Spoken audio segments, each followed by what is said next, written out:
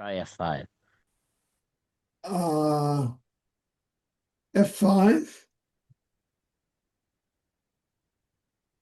Oh, a slideshow.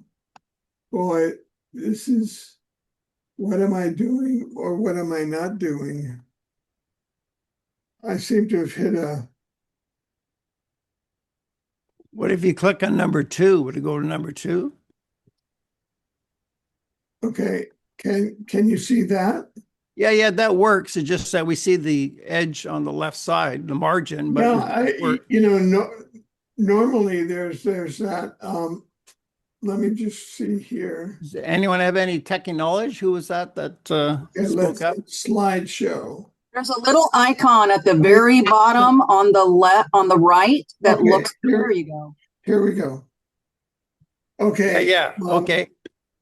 Welcome to a presentation on the intelligent civilizations on Venus and Mars.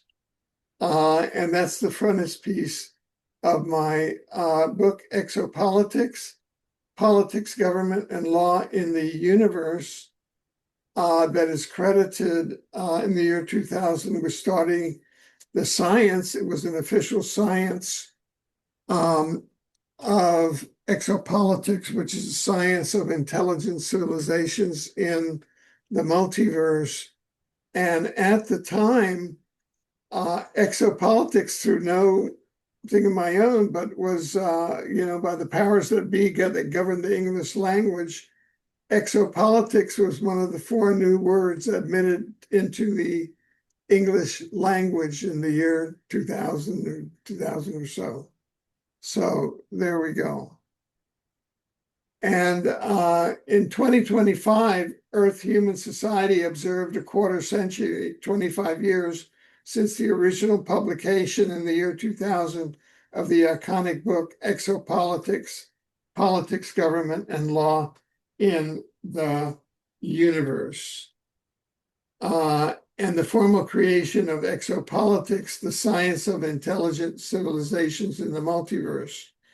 In this PowerPoint, we present intelligent civilizations on Venus and Mars.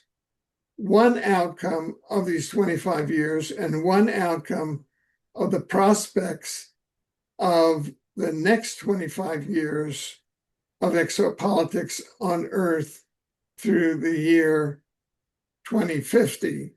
In other words, we'll see what one outcome will be. There'll be multiple outcomes, but we'll speculate on what one outcome will be. Intelligent extraterrestrial civilizations on Venus and Mars, and emergence of the omniverse. The omniverse was first introduced by my 2014 book, The Dimensional Ecology of the Omniverse, that in 2014 appeared synchronistically with another book on the omniverse. Two authors in 2 different parts of the world that did know each other synchronistically produced 2 books on the omniverse. And that gives the address on Amazon if you care to. If you have not seen the book on the omniverse, it's available in both in ebook and in soft cover. Now, just a note, we're recording this as video for the internet. So if you don't want to be filmed, please turn off your camera. Use earbuds. It helps prevent feedback from your computer speakers to the computer's microphone. And if possible, please try to choose a screen name we can recognize when you join. It doesn't have to be your real name. And on behalf of our host today, Vancouver UFO, and preparing for ET contact, and our host, Brian Rue, who is keep on keeping on, Brian. I'll keep on keeping on for you, Alfred.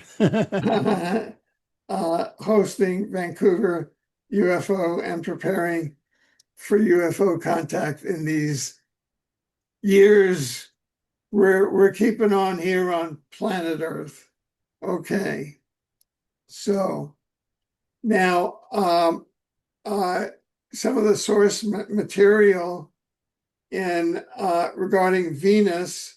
This is the cover page, and not the book cover, but the first page of a book in progress entitled Exopolitics, the Intelligent Civilization on Venus. That's being co-authored by myself with an introduction and edited by Dr. Raymond Keller, PhD, who's the official Venus historian and a Venus visitor. He's been to Venus for about 6 weeks on an official Venus government sponsored visit, and he and I will be publishing this book, and I'll be out toward the beginning, sometime at the beginning of the year of 2026. And I urge you all to really read this, because Venus is like our big sister and has been overseeing Earth for millennia. And you'll learn that Venus was behind the American Revolution, as well as the French Revolution. And some of the people, the Venusians who are around today, were around at the time of the American Revolution and the French Revolution, and in fact staff the Venusian moon base. Venus runs the Earth's moon base on behalf of the Galactic Confederation of Worlds. So Venus keeps our Earth steady, so we don't have a nuclear war, because we're kind of a very unstable planet. So I had my Venus aha moment recently, and it only took 25 years from the publication of the book Exopolitics, in which Venus is not mentioned. It took me 25 years to have a Venus aha moment. So there you have it.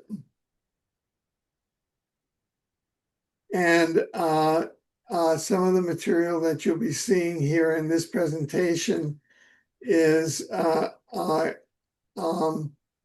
from a presentation, Visit to Venus, as a courtesy of Raymond Keller, the official Venus historian, Venus visitor and contactee, and the late Robert Potter, who passed away recently, peacefully in his sleep. He's probably off on some other assignment at this time, a Venus contactee, and to whom we've dedicated our book, Exopolitics, the Advanced Civilization on Venus, to the beloved memory of Robert Potter, Venus incarnate and Venus contactee. And some of the material also is from my Venus Open channels. If you go to our YouTube channel, Omniversity TV, you'll find numerous interviews there with Dr. Keller, Venus visitor, and Venus historian and Venus contactee, Robert Potter. So you can follow a lot there if you become interested in the subject of Venus. It's quite a subject to become involved in. Now, Venus in the Omniverse. This is planet Venus as photographed during a flyby by Japan's Akatsuki probe. There's a lot that NASA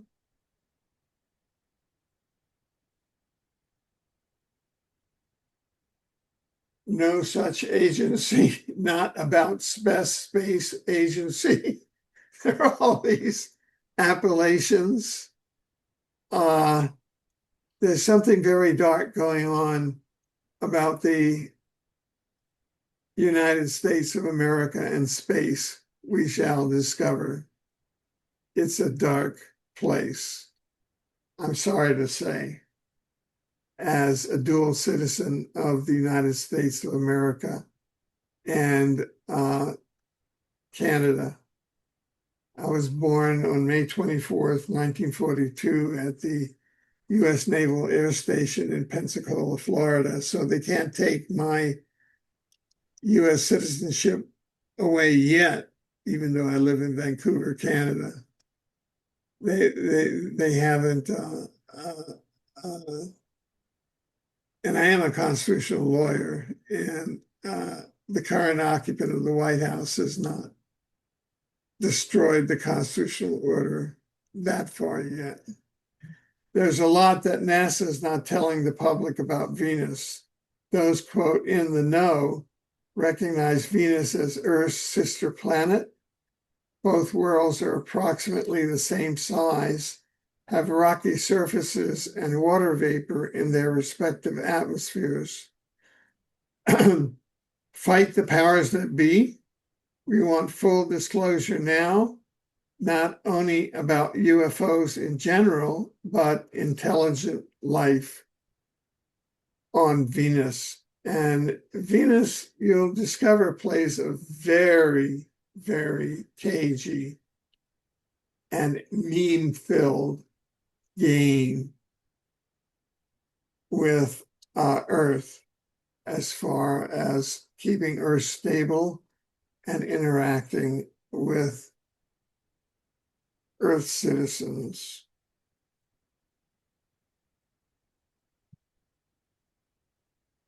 This is a photograph of the enhanced Venera 10, the Soviet Union photoprobe of the Venusian surface features of October 25th, 1975.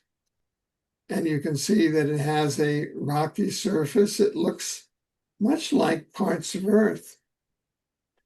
On October 25th, 1975, Venera 10 landed on the surface of Venus and acquired a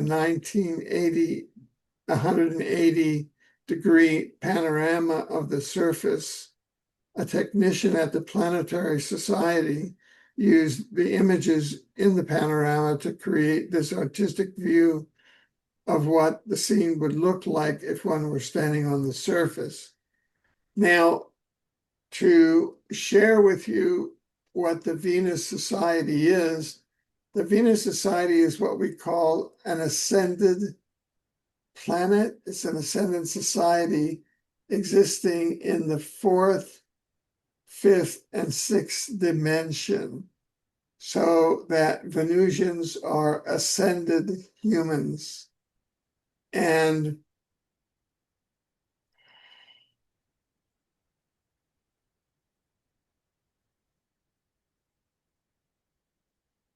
a large part of Venusian societies are existing under the surface of Venus in the fifth and sixth dimension.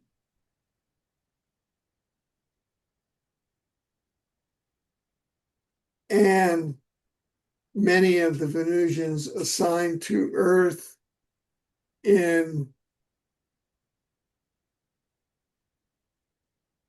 Earth duties here are in dimension translated bodies, tapped down into third dimension bodies. So it's a lot of advanced dimensional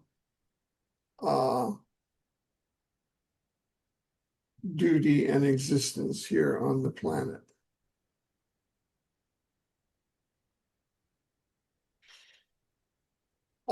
This is from one of the videos on Omniversity TV. And Clarion is the name of the Venus moon base, and the moon is a Venusian colony and a Venusian base. And that's from a video that is the middle person there is Dr. Raymond Keller. He's a professor at a university in the United States. And below him is the late Robert Potter. And that's in a three-way interview that we did. That's at Omniversity TV that would speak more about the Clarion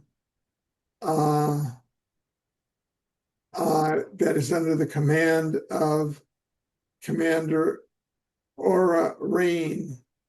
Unlike Earth,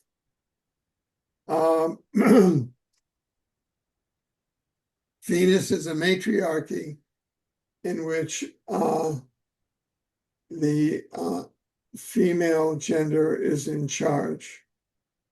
And there is an appointed and elected queen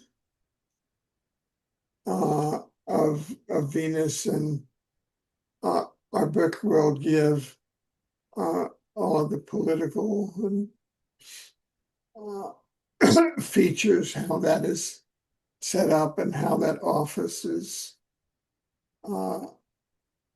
set up. And you'll find that many of the commanders are female. Commander Valiant Thor, who was delegated during the Eisenhower years, is male, but that turns out to be the exception rather than the rule.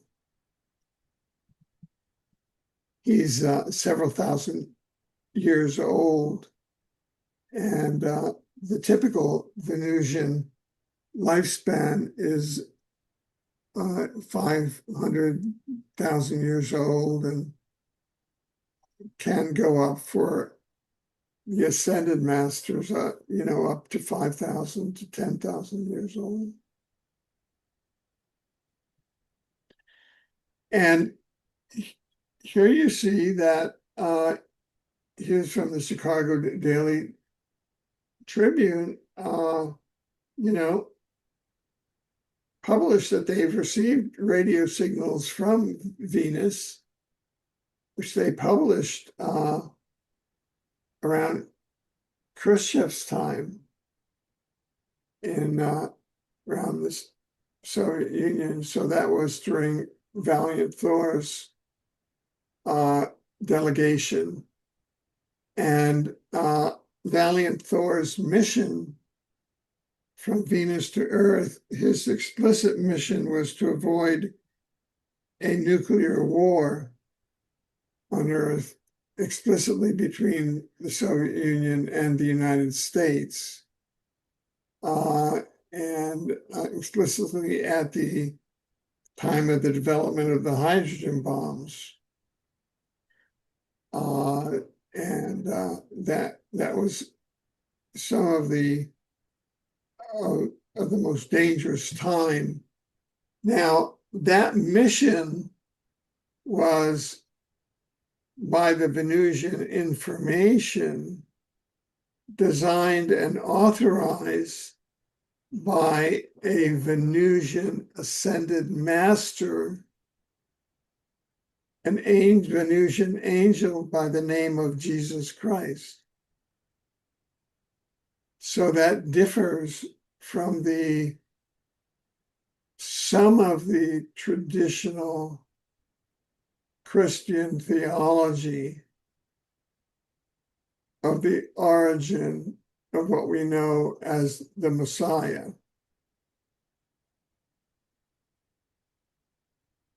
But there is, in certain biblical passages of the bright morning star, that the origin of Jesus is from Venus.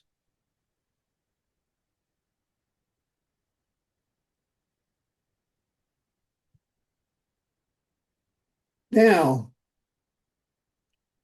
this is a scene. The gentleman there with a tie and a green shirt is Dr. Raymond Keller, and this was a scene where he was introducing one of his books on Venus. He's written a whole number of books. And this was the introduction of one of his books that may have been, I'm not certain. I'm trying to see here.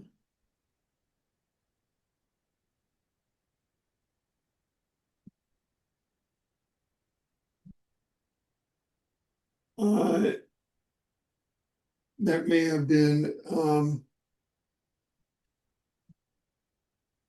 not certain of the exact book that was being introduced. And the Venusians sent a special delegation for that meeting and sent 2 delegates who arrived by Venusian flying saucer.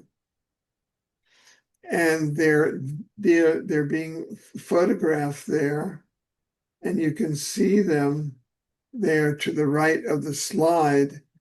And typically the Venusians who visit Earth for typical events wear red berets. And the blonde with the red beret is Aura Raines, who is the alleged commander of the moon base.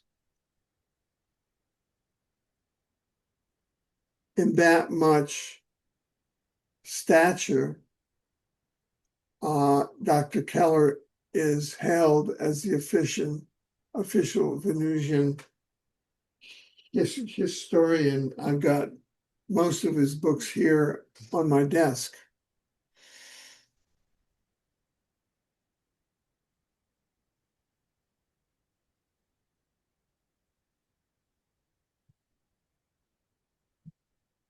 This is an event where Aura Raines, who is the Venusian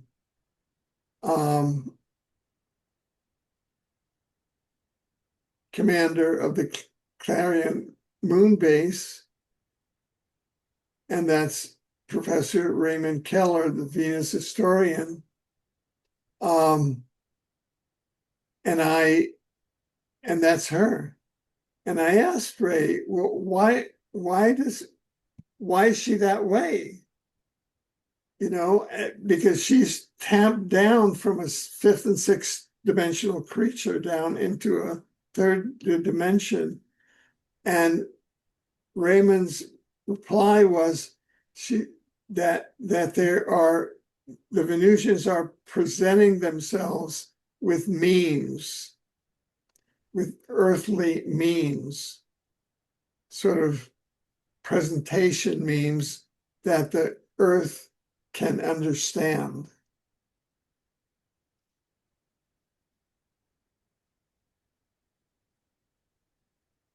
And many of these meetings have taken place and have had to evade men in black and oppression by FBI agents that I'm familiar with, because when I was at Stanford Research Institute during the Carter administration, and I had an appointment with one of his assistant secretaries of defense, I was persecuted by men in black at the Pentagon and then at Washington, D.C. airport while we were actually working with the Carter White House on the Carter ET project. So that is genuine.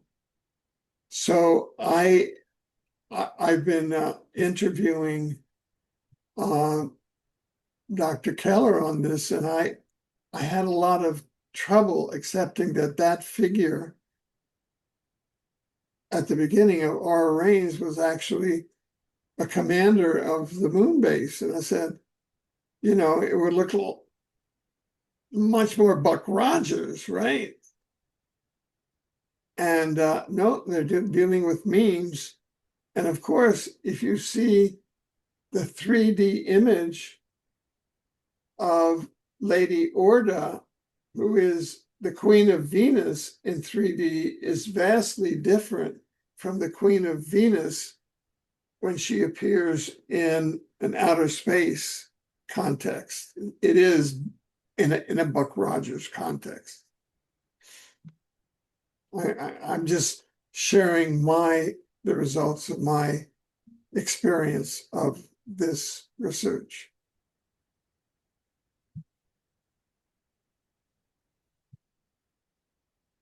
That's again Lady Aura Reigns on October 20th, 2019.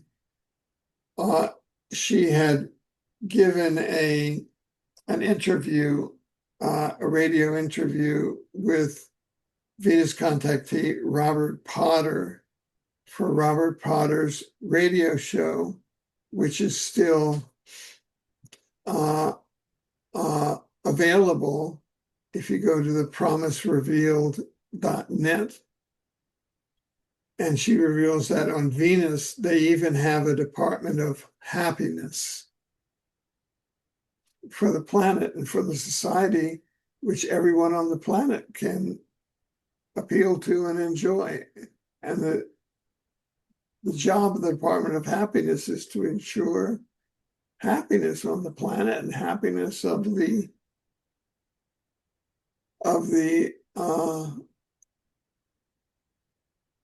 planet's residents. And here on Earth, we would, see that with a great deal of skepticism. What's the government trying to do? Brainwash us?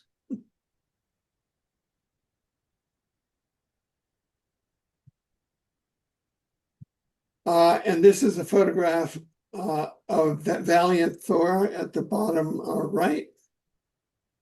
Jesus Christ, as Ascended Master, sponsor Valiant Thor's 6th and 50 mission from Venus, meeting Ike and the Russian leaders to prevent Earth's nuclear weapons. And this is from Venus Visitor and Dr. Raymond Keller's PowerPoint.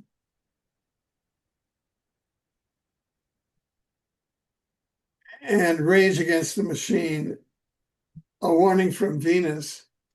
The Venusians had to fight a war against an AI, against the AI machines who attempted to take over. And we on Earth are beginning to face that now, here. We're going through all of these stages ourselves.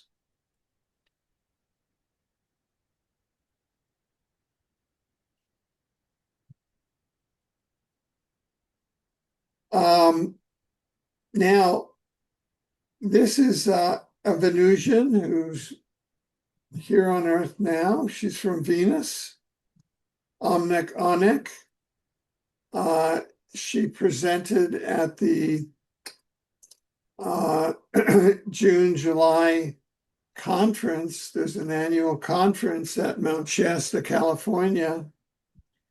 And this is from her autobiography of an extraterrestrial. From Venus I came. There's something that's which I was sharing with Brian prior to today's program. Omnek Onek is very well known. That's a photograph of her from several years ago. She's much older now. She's very well known in Europe. She was interviewed by the Russian cosmonauts.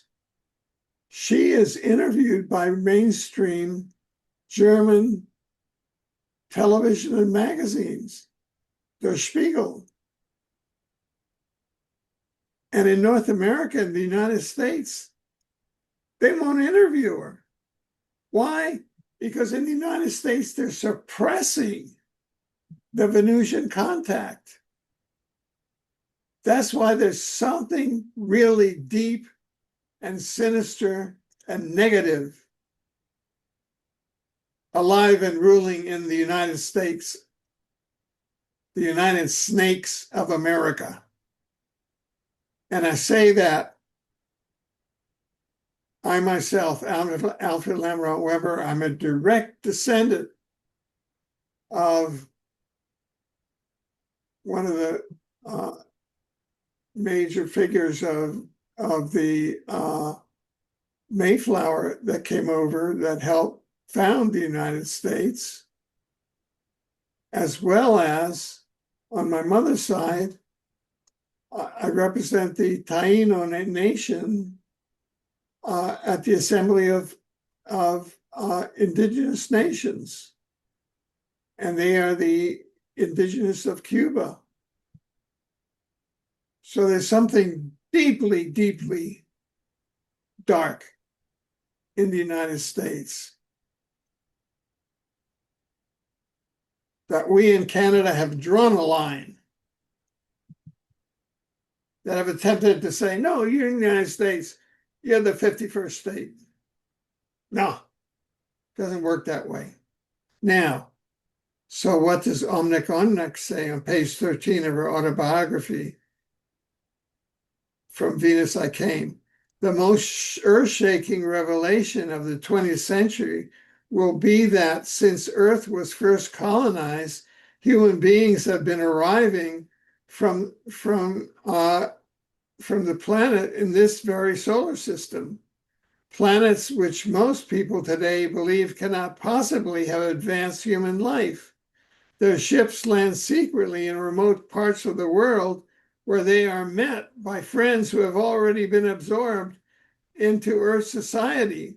Most of the newcomers do become involved in life here, something that has been going on for a long time. But the people who know about this or even suspect we exist are very few in number. Very few in number.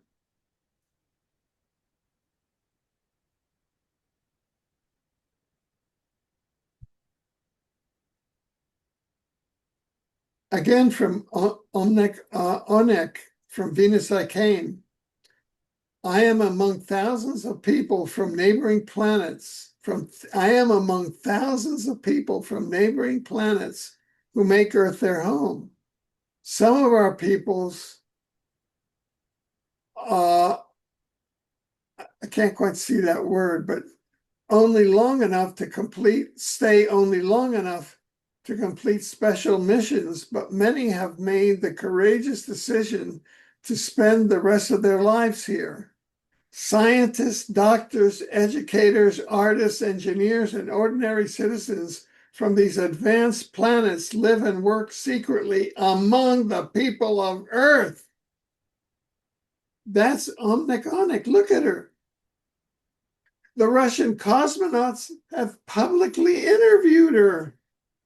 She appears on German television, Der Spiegel. She appears in the magazine. She's well known in Europe. And she's suppressed in the United States.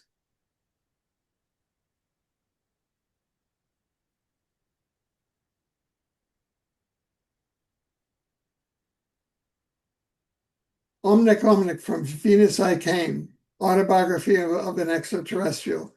Governments of the world know as well that people like myself living secretly within the Earth population number well into the 1,000.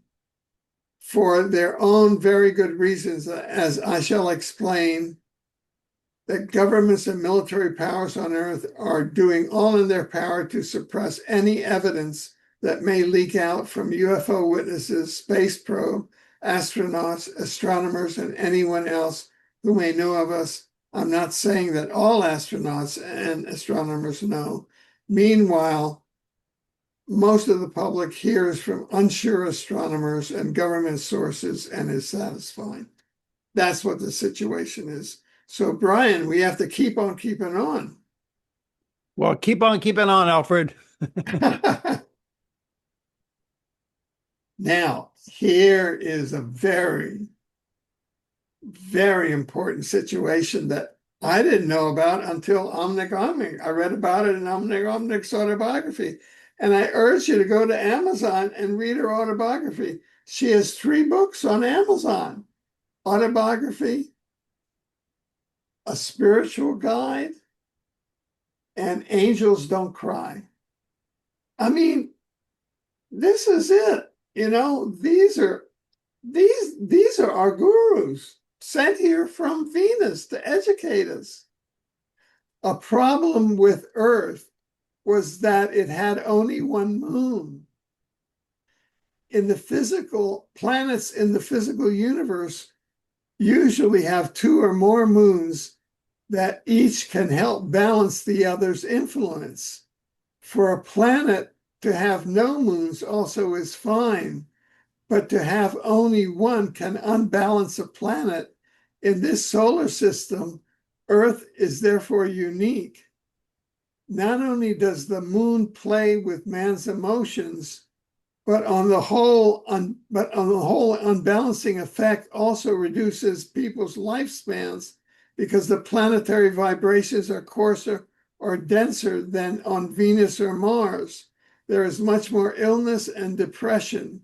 With good reason, Earth became an unpopular planet in the early years and was not colonized until life on Venus and its neighbors had changed drastically. So because we have one moon, I mean, they should teach this in first grade in Earth. Hey, young Earthling, we were all really unlucky that we all have only one moon that shortens our lifespan and that makes us depressed. And at the time of the full moon, that's when there are murders and robberies and people get ill and everybody goes crazy. And that's the origin of the term lunatic, Luna. And that's something that everybody should know here. But the fact that we only have one moon even determined the fact that Earth was not settled, and we were considered by the Confederation of Planets an unlucky planet, and we were not settled until much later. And yet nobody knows it here. It's covered up.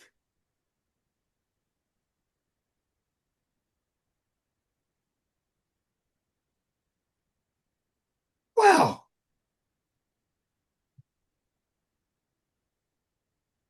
Now, here's a crucial thing. Omnic Omnic, from Venus I came.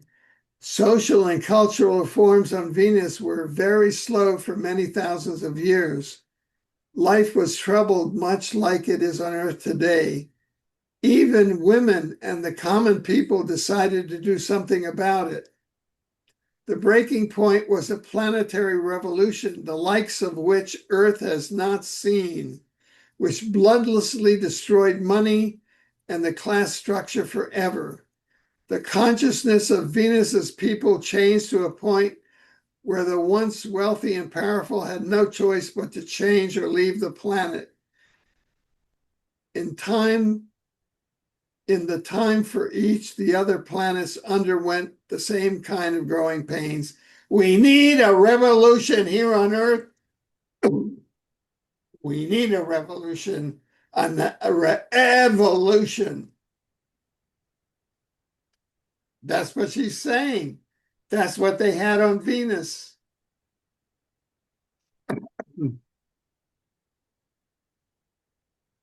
The United States is the most counter-revolutionary country on the face of the planet.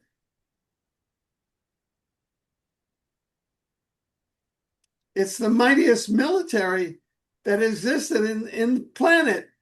And what's it dedicated to? Counter-revolution. contrarrevolucionario. Ayer fue el 26 de julio. Yesterday was the 26th of July, the Cuban Revolution. Fidel Castro used to come to my grandmother's house for Sunday dinner when he was growing up. Now, Fidel Castro was a CIA front, but that's a different question. The Venusian is telling us that on Venus they had a revolution. Look what Trump is doing in the United States. He's destroying the American Revolution, which was aided by the Venusians destroying the American Constitution, which was helped designed by the Venusians. It wasn't perfect. Look what they did with the slaves who come from a particular extraterrestrial venue, and giving, payoffs to all the billionaires. Contrarrevolucionario.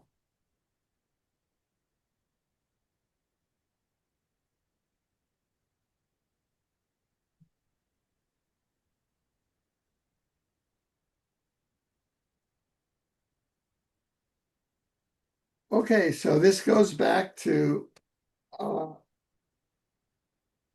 the late Robert Potter and Aura Raines, Commander Aura Raines' interview. And this is from a letter that Aura Raines wrote Robert Potter, and that letter will be in our forthcoming book, which will be published in the early part of next year, and which I commend to you.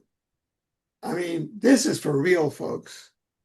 This is an interplanetary revolution.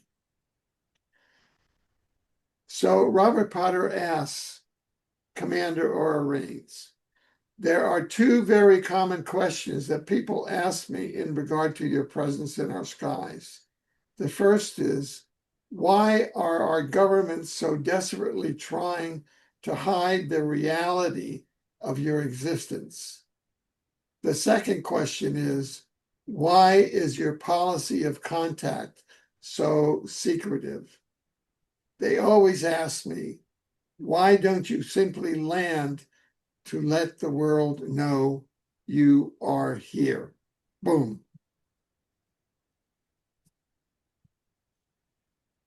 Commander Raines answers, sure, Bob. Many of the leaders in the governments and religions in your world know all about us. So we really aren't a secret.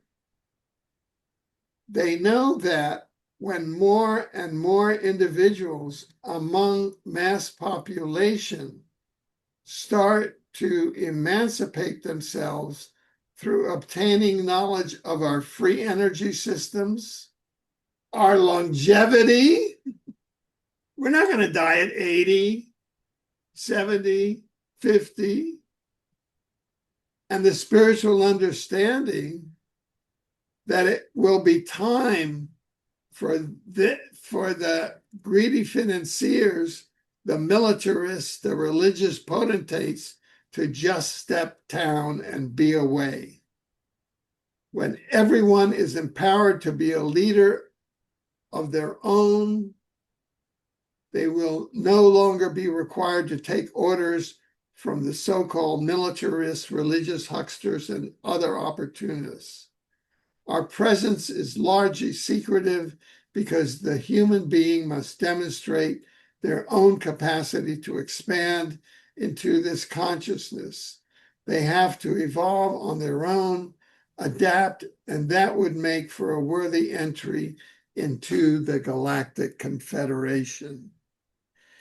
If we act as some of us has wished us to, it would be like giving a driver's license to a 5-year-old. And that is what Commander Aura Raines responded in writing to Venus contactee, the late Robert Potter.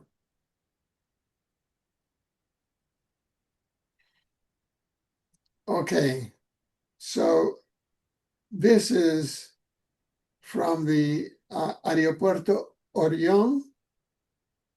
That is the host, Danny Morone. He's been on the air for over 30 years in Buenos Aires, Argentina. And on April 17th, 2025, Dr. Raymond Keller there on the bottom, the late Robert Potter on the left, myself, had what turned out to be Robert Potter's final interview. And the day after Robert Potter's final April 17, 2025 interview was Good Friday. This was Holy Thursday, and it was right before Easter Sunday. And we entitled, after it was entitled the show, Robert Potter and Raymond Keller, Are They from Venus? Because Danny Morone, who's been on the air now for 32 years, after the show, we were talking, and Danny said, Robert Potter and Raymond Keller are Venus incarnates. They incarnated here from Venus. And you can watch that interview. I simultaneously translated the interview from English to Spanish and back and forth on the air. In his final interview on Earth, Robert Potter affirmed that there are 12,000 advanced humans from Venus stationed around the Earth in crucial roles.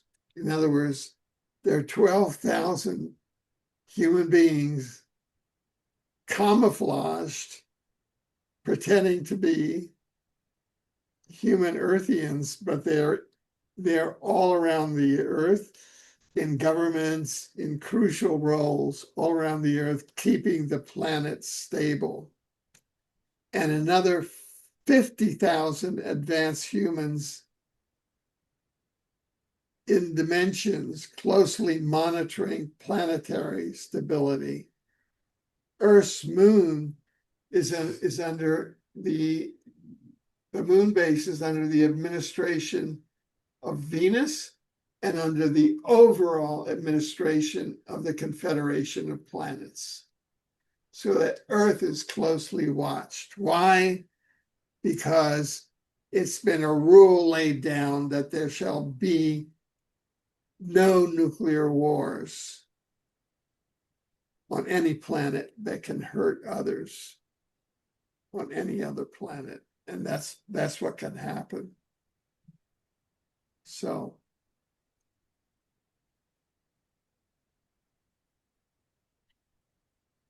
and so that concludes our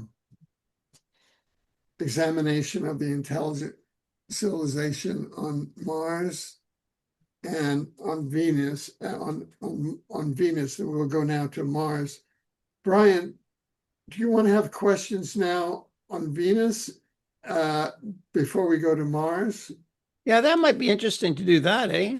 Like, yeah, so people can raise their virtual hand. Maybe we should turn off the share screen for that. It's easy to do, right? And then turn it back on later. Yeah, so should we? Yeah, it's easy to stop a share screen and start it again. Yeah. So why don't we stop the share screen now? That way we can see everybody. You can raise your virtual hand at the bottom of the screen where it says react. You press that. Then it says raise hand. That's the civilized way of doing it. Otherwise, it's okay to just raise your hand or even be really barbaric and just say something. Say hi. Okay, we've got Albert here. You're on, Albert. Albert, yeah, you're muted. Right? Albert Vencel. Where are you from? Tell us where you're from. Yeah, what's your unmute? Oh, I think I'm unmuted now. Yeah, I'm from Toronto. I've met Alfred Lambremont Webre before at different conferences. He's aware of my story. I wanted to pick up on where you said free energy systems. And the main thing is that 0 point energy is working. And how do we put it into the public domain? but I'm talking about the 0 point energy from Hal Puthoff. And if you recall when we met, I said this relates back to Ingo Swann and the Avery. They made contact on Apollo 14, the ESP experiment. A textbook on 0 point energy goes to Puthoff and Vallée at SRI. Swann and Mitchell are now deceased. Puthoff is gagged. Vallée is gagged. And the second thing I can echo is where you said it's a vast Luciferian conspiracy. And I can tell you it's Robert Bigelow and John Alexander. Alexander is gagging Puthoff, so Puthoff is never going to say anything. And POTUS answers to Lucifer. 12 men meet in the basement of the White House. Lawrence Rockefeller is one of the mediators. And then they plot the things like the coronavirus, 9/11, and so on. But anyway, if you're going to bring in Jesus as the Messiah, the opposite side of the coin is that the head alien is Lucifer. But anyway, 0 point energy is the main thing because that's going to break, and it's a practical, achievable thing we can focus on. The second generation of remote viewing experiments, Colleen was abducted from Ryerson University, has her own flying car that runs on free energy. This is documented by Toronto Police, the Globe and Mail, and the Ryerson University, and the review into MacArthur, the Epstein report. And then all of them just go and censor and clam up and won't say anything. So that's the situation I'm in now, and I'm looking for all the allies I can get. If we were to Vardir Colleen, that should push Puthoff into the forefront that 0 point energy is working, and that means flying cars and free energy. And in our lifetime, it's going to break. And I'll mute myself now. Yeah, Hal Puthoff and Targ were the two individuals who brought me to Stanford Research Institute, where I became a futurist there. And then, then I went forward with the Jimmy Carter White House. To answer your question, Al, I think that you really zeroed in on what the planetary situation is now. And that's why I think that today's presentation is so important. And that is because the Venusians, this is where the Venusians role kick in. They are known as the third heaven. You know, when you go to heaven, Venus is heaven. And I believe that it is Venus and the Venusians that are going to be the solution to Earth's ascension. And so I've dedicated myself now to, number one, public education about Venus. Number two, as you'll see in the presentation on Mars, in my role as a judge on the International Natural Law Tribunal for Public Health and Justice, convening the tribunal conference on the integration of Earth and Mars humanity, and have an Earth and Mars humanity conference with Earth humans and Terris Martis, Homo Terris Martis, Mars humanoids here. And I think that by educating humans and facilitating from the ground both Venetians dimensional role with Earth and Earthlings, and by facilitating and ending the genocide of Homo terras marches of advanced humanoids on Mars, will be able to save Earth. I was told in 1979 that the United States of America would break up into regions. And I was told recently that this may happen as part of the 2028 presidential electoral process. And I've written a book to that effect.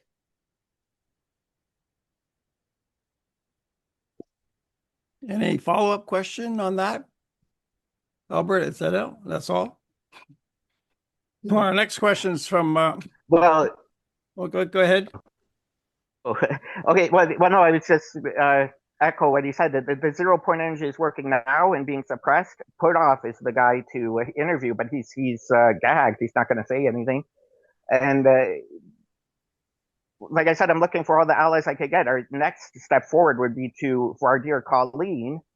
And I said the authorities in Toronto know about this, and they all just clam up, and no one helps with anything. David Walmsley, editor of Globe and Mail, they have a confession from Colleen. They won't publish it.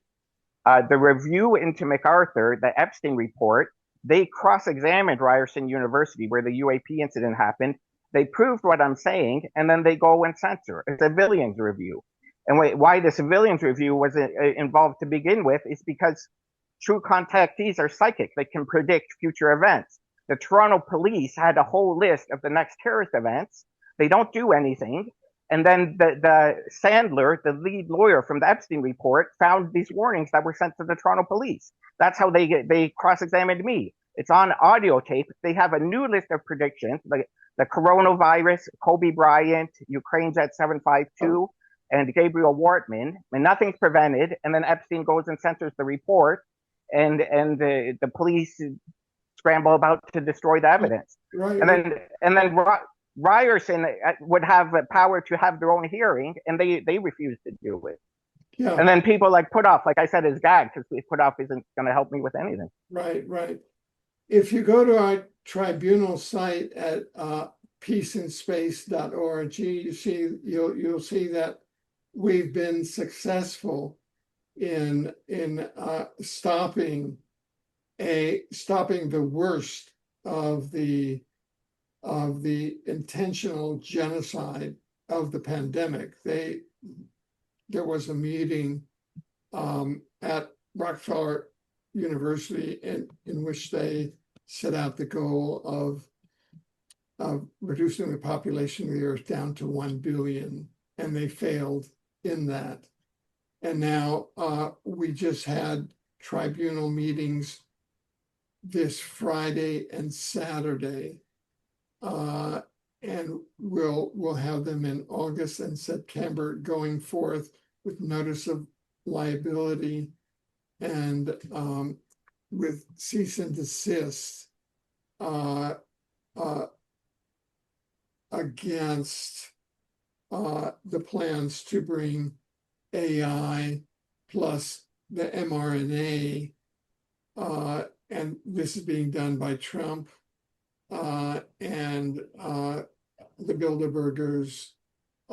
They have AI is now running his Golden Globe. You know, he's plans for this Golden Globe, but 700 billion to stop war is actually being run by AI to terminate humanity, and we've caught wind of that. So we're actually leading ahead, and we've been successful. Could you send me at peaceandspace.org all of the information on the 0 point energy, so I can feed it into the tribunal process? Thank you very much. Next question. Oh, okay, thanks. Yeah, I'll send it. Thanks. Yeah. Okay.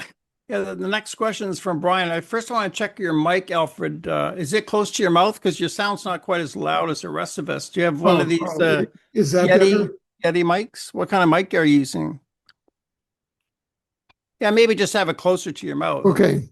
Well, you don't have to have it too close, but I think 8 inches is ideal, so there's no reverberation. Yeah. This is Oh, fine. it's okay. I just thought maybe a bit better. But yeah, my question was, you mentioned Commander Arias Reyes said that people need to demonstrate their own capacity and expand into this consciousness, and I think that's true. Like my attitude to full and complete disclosure has changed. I think now it has to go gradual, because it might be too much for people. I remember when we had our first meetups in 2009, when you came in 2010, we were quite emotional about disclosure. We were militant about it, how corrupt the American government was, and they're evil, and they should give us disclosure. But now I'm 65, and I'm a bit more conservative. I think, humanity just can't handle full-on disclosure because of religion and society. So just wonder what you thought about that. Well, I think that we're going through two simultaneous processes. And one of the positive processes is Earth ascension. I presented, I made a presentation at a conference in Holland, I think it was, on the effects of Earth ascension, and I think that has been overlooked, and the dark side is using AI and directed energy weapons to brainwash human consciousness downward. And at the same time, there are positive spiritual energies that are working the other way to move it upward. And so by working both with the Venusians and working again with the tribunal, as I will show in this second half of the slideshow, I think we'll be working with a 4th, 5th, and 6th dimension to facilitate Earth's ascension and facilitate Earth's humanity ascension. That we have to get humanity working to ascend rather than cooperating with the dark energy to descend.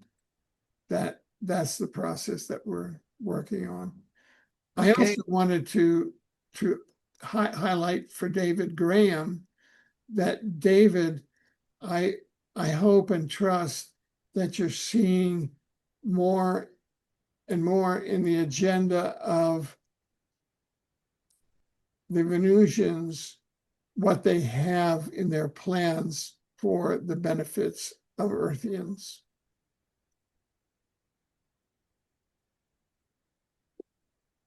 Okay. Can I respond to that? Yeah. Sure. Yeah. Yes. Thank you. It's illuminating for me. Can I ask a question about it while I'm here? Sure. You talk about 12,000 Venusians on Earth right now.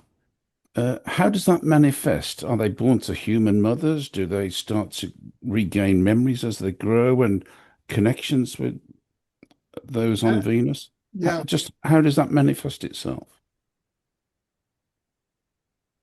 That's a very good question. What they were referring to there, that's a very, very, very, very good question.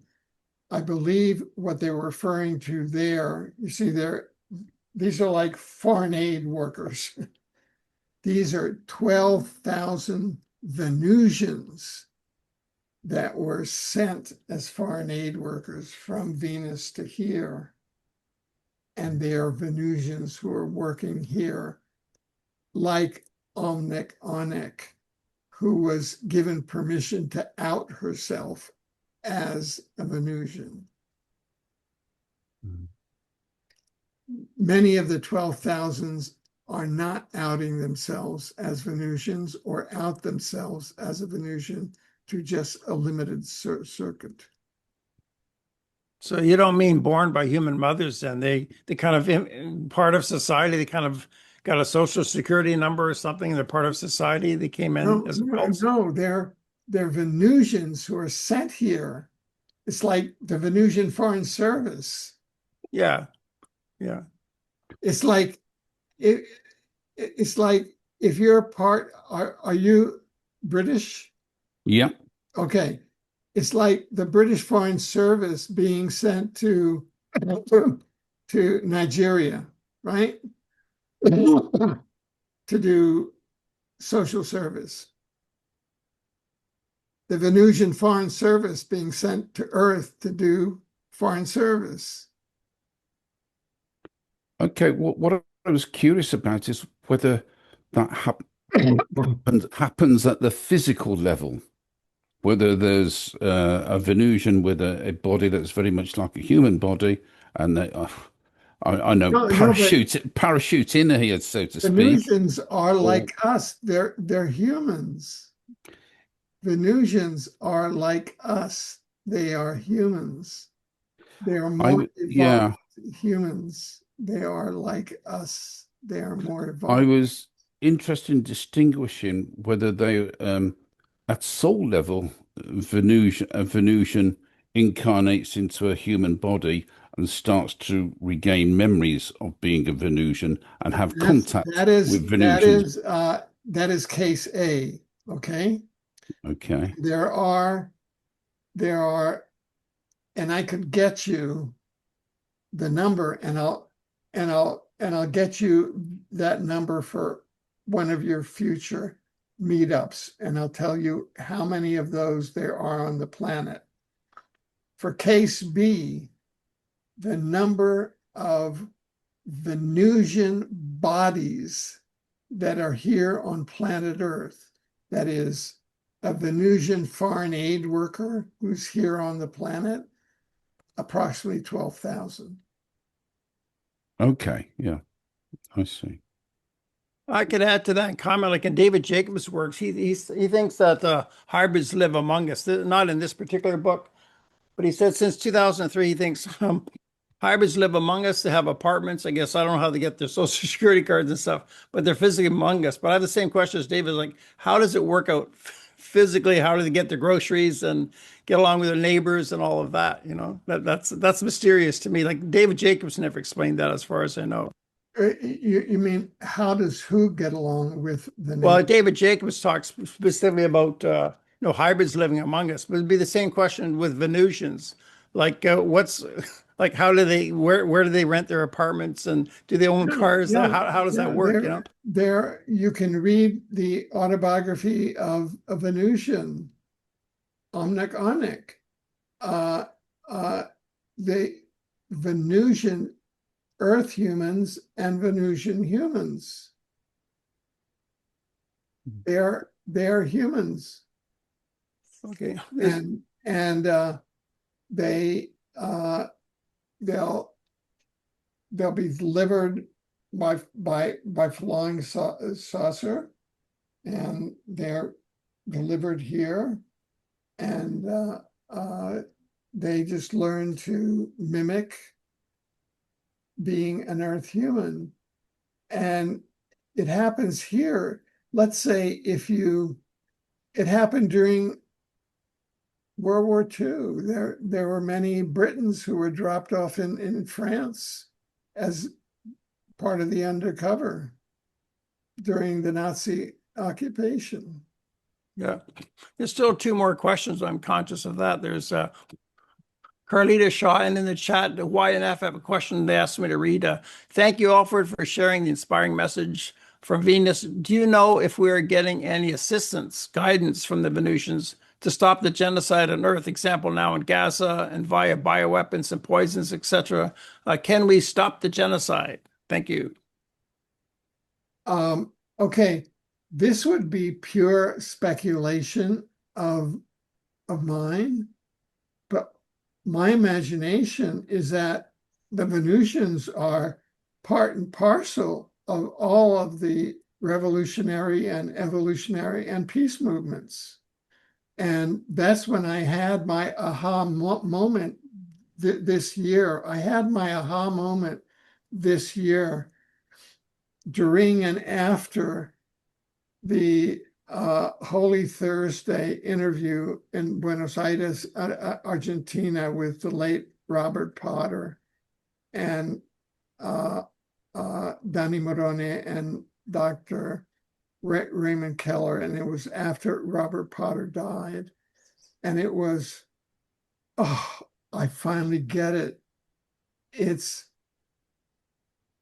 the Venusians don't want to overwhelm us because they're so much more powerful.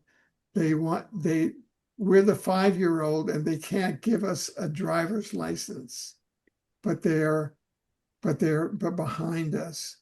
And in my formative years, I was very much a member of the peace movement, and I was a delegate to the UN.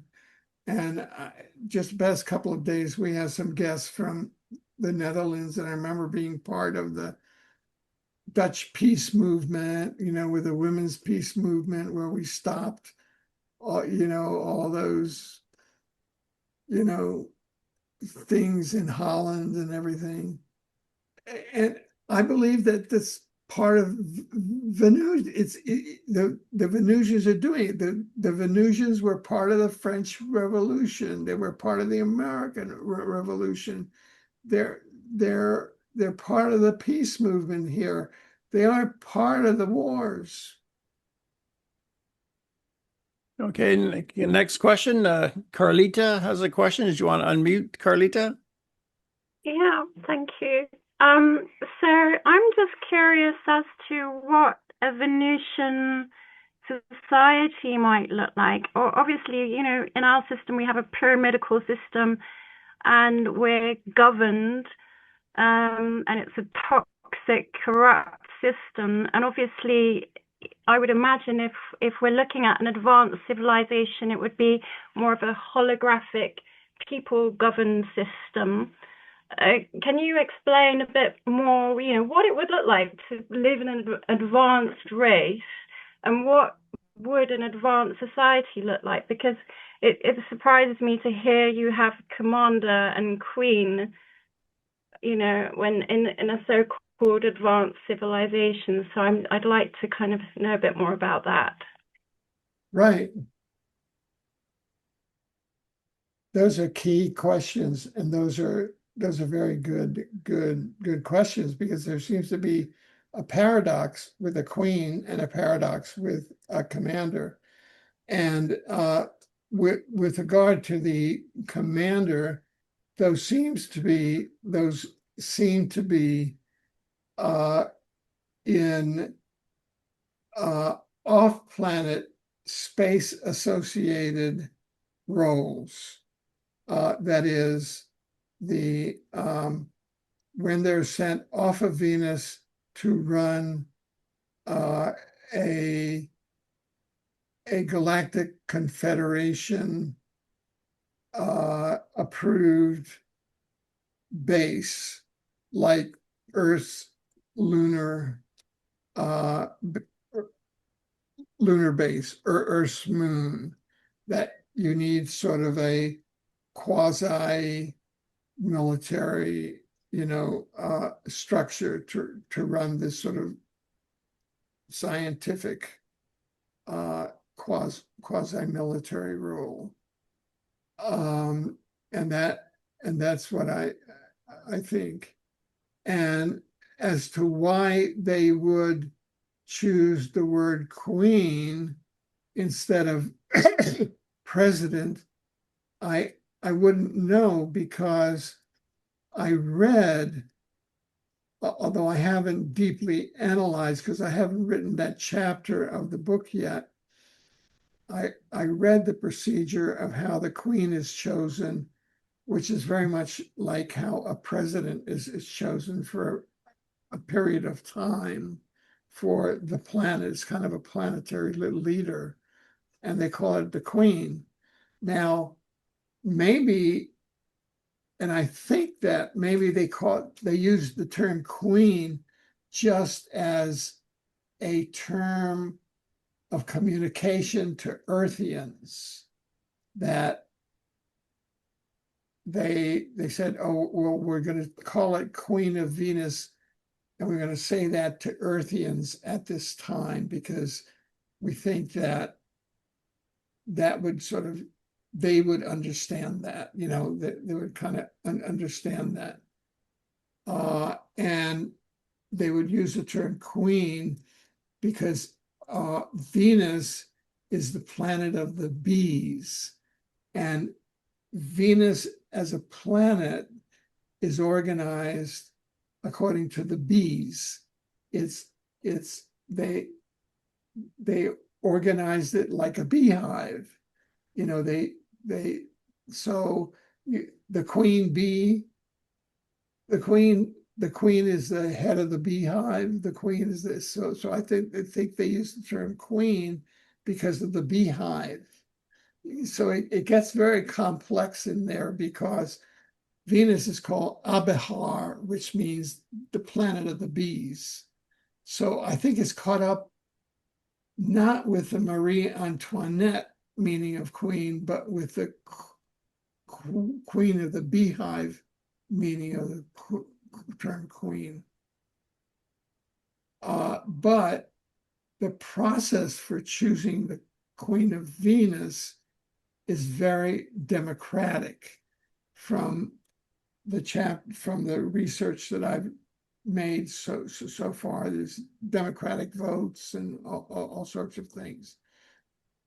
The difference is that it's the female gender that is very much dominant on Venus over the male gender. Females have much longer lifespans and are much more influential on Venus than they are on Earth. Okay, thank you, Alfred. Okay. Yeah, did you want to go on to Mars now, Alfred? What would you like to do next? Yeah, are there any other questions? One, I don't see any hands up. Okay, and is the chat, I haven't checked the chat at all. Yeah, I checked the chat. There's nothing else in the chat. Okay, good. Well, thank you very much for your attention, and we'll now resume. I'll just go to the thing. Okay. Well, thank you for continuing to participate in this presentation on the intelligent civilizations on Venus and Mars. And with regard to Mars, our focus here will be more on life on Mars. And we have a book out that I've co-authored with my colleague, Andrew D. Rishago, who is the president and is a Mars expert witness, in the sense that Andy has been a member of the Mars jump room. That is, it was a secret CIA teleportation to Mars. He actually teleported to and from Mars in the early 2000s, and he's president of Mars, the Mars Anomaly Research Society. I'm chairman of the Mars Anomaly Research Society. You can go on Facebook and join the Mars Anomaly Research Society, which is a research society. It's open to anyone, and they focus on Mars anomalies, which is open research. And we published a book at the beginning of 2025 called Peace in Space, and which is available in Kindle, in soft bound, and in hardbound on Amazon, and which has a great deal of information And some, but not all of the information here is drawn from that book. And also from a presentation that we did back in 2009 called The Discovery of Life on Mars. And you'll see some of the story there, which is still unfolding. Okay. And so this is the International Tribunal for Natural Law and the Natural Law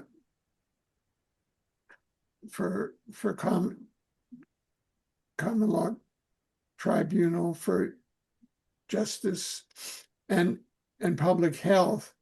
We are proposing the first planetary conference on Earth and Mars human planetary integration between the Earth-human civilization and Homo Martis Terras, the Martian human civilization, for the purpose of peaceful planetary integration of the advanced human civilization on planet Earth and on planet Mars by making existing secret Earth-Mars technological contact and diplomacy public and educational. And you can go to our website at peaceandspace.org, and there's a whole plan for the conference there. And you can email us there at peaceandspace.org. You can see that the current administration in the US, which has been led by Elon Musk's SpaceX, they assume that Mars is not inhabited. They're in total denial, and it's Bilderberger, billionairism, broism, total denial of what the situation is. So we'll go forward. There are approximately 1 million members of the advanced Martian human civilization, Homo Martis Terras, living under the surface of Mars. They are our genetic cousins. They are like the Venus humans, who are our genetic cousins. Homo Martis Terras are our genetic cousins. That's an historical statement by U.S. Central Intelligence Agency official and Mars expert Virginia Oles to Tribunal Mars expert and Mars astronaut and Mars visitor Andrew D. Bashago, a fellow lawyer, and he obtained an MPhil from Cambridge in the UK. At least 1,500 Mars astronauts, many Americans, have already been sent to Mars via Aeronautical Repositioning Chamber, ARC. That's a teleportation system. One of the teleportation systems was on Sepulveda Boulevard in Los Angeles at LAX airport. You would get on there and get on an elevator and go to the top floor of the elevator, and it would convert into a teleporter, and you'd get off on Mars.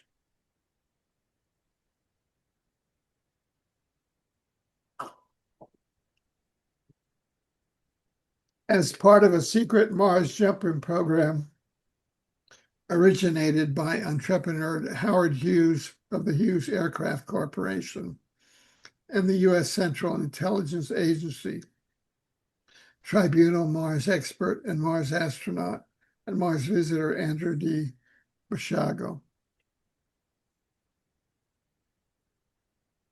I should say that because of the disclosures that you're about to see, Andrew D. the U.S. deep state retaliated against Andrew D. Basiago and blinded him using directed energy weapons. And Andy Basiago is now seeking various technologies to restore his vision. And we send him a lot of support because I call him an apocal whistleblower.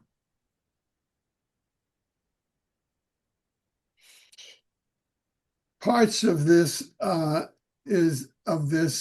presentation, the discovery of life on Mars, is taken from a presentation of the Mars Anomaly Research Society, Mars. Andrew D. Basiago is the founder and president, and I'm the chairman. And that was made in 2009. And that's a photograph of a Martian plesiosaur on the surface of Mars.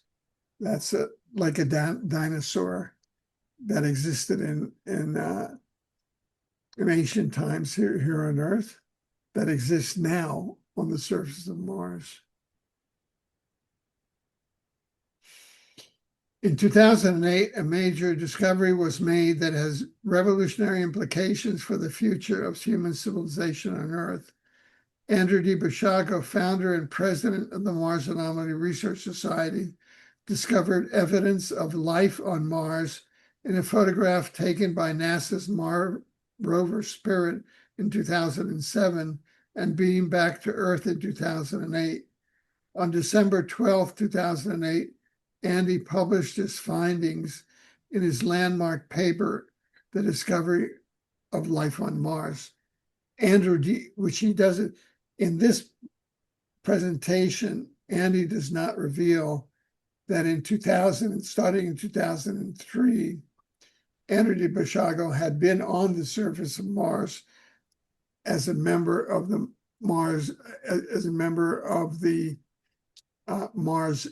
CIA's Mars jump room program, teleporting from Earth to back and forth to Mars. Throughout 2008, Andy searched NASA photograph PIA 10214 for signs of life, and in December 2008, he shared his Mars findings with Alfred Lambremont Webre, the founder of exopolitics, whose work, Exopolitics, Andy edited in 2005. Alfred then published The Discovery of Life on Mars and Andy's other research papers at exopolitics.com, the leading forum for exopolitics on the World Wide Web. The discovery of life on Mars is a major natural history. Now, I'm hoping that you can see it. This is from the NASA photo, PIA 10214. You can see that that's a rock enclosure. That's the head of the humanoid. That's his back. He's in a khaki uniform, and he's kneeling on the ground. Those are his top. He's on his knees, and his boots are there, and his are there. His arms are there. Can you see that? It's pretty fuzzy. Yeah.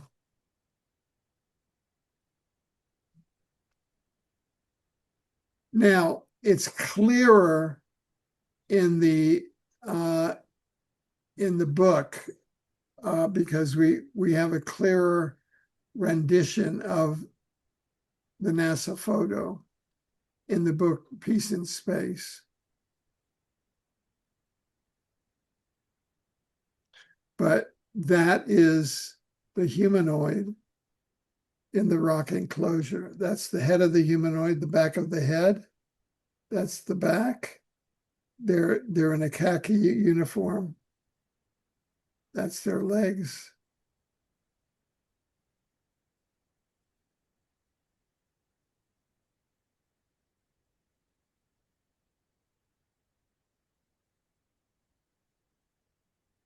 It achieves over 50 firsts in science. It is the first work to prove that life exists on Mars, and thus is the first work to prove that life exists on another planet. It is the first work to analyze life forms and ancient artifacts found in one place on another planet, the first to find and name different human and animal species on another planet, and the first to include a photograph of a humanoid living elsewhere in the cosmos, right? So that is the photograph. I don't know.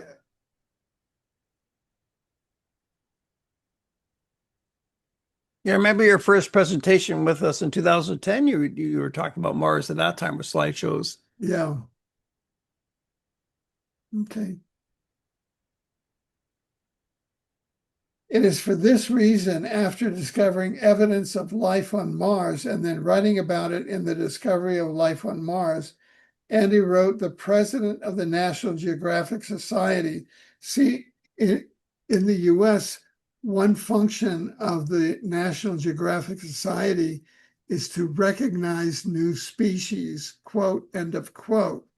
So Andy and I decided to write the president of the National Geographic Society in 2009, sending him the photograph of the alien in the rock enclosure, asking that the Mars findings, and all of the other ones with all the species be published in National Geographic, for geography does not end at Earth's geostationary orbit.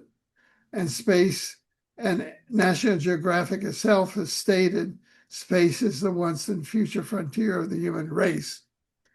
We're in 2025 now. That was 2009. And we have not heard back from the National Geographic Society. So the National Geographic Society has refused to acknowledge these new species in any way, even though these were inside of photographs taken by the NASA rover. And NASA rover, once these became public and everybody went wild about them, would try to cover them up. There's something rotten in Denmark. I've really got to get that over, and it's time to move against it. 25 years is long enough. In announcing his discovery of life on Mars, Andy was stating that he had found the first dispositive evidence of human and animal life on Mars that proves that Mars is an inhabited planet. Credit is deserved by earlier discoverers, De Pietro and Molinar for finding evidence of ancient life on Mars, De Flantern for finding evidence of plant life on Mars, and Skipper for finding evidence of city life on Mars. That's the picture of the alien in the stone enclosure. Can you see that better? Is that one better? Anyone want to comment? Looks like trees in the second one. I see the face on Mars. Yeah, is that a city grid, the third one?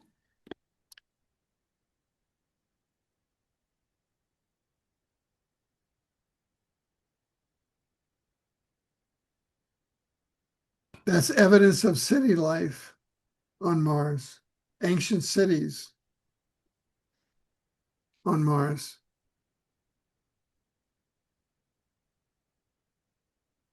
Okay. This is that photo. All of that was contained in this photo. PIA 10.2-14 is a westward view of the West Valley of the Columbia Basin and the Gusev Crater that was taken by the Mars exploration rover Spirit and beamed back to Earth in November 2007. This image is the most significant photograph ever taken by human beings from Earth. In it, humanity has crossed the threshold that separates our past as an earthbound race from our future as a spacefaring civilization in contact with extraterrestrial species. This epochal discovery begins a new chapter of human adventure in the cosmos.